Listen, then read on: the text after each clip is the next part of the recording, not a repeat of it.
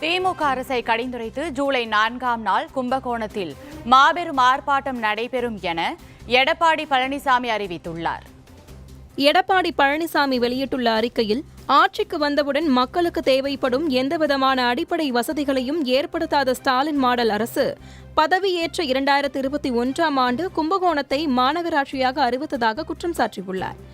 ஏற்கனவே மிகுதியான சொத்து வரி செலுத்தி வந்த மக்களுக்கு அடிப்படை வசதிகளை நிறைவேற்றித் தராமல் வீட்டு வரி, வணிக வரி, தொழில் வரி என அனைத்து வரிகளையும் உயர்த்திய திமுக மாடல் அரசு பொதுமக்களிடம் வசூலிக்கும் வரிகளுக்கு ஏற்ப அடிப்படை வசதிகளை நிறைவேற்றி தந்துள்ளதா என கும்பகோணம் மக்கள் ஸ்டாலின் அரசை வினாக்கணைகளால் துளைத்தெடுத்து வருவதாக சாடியுள்ளார்.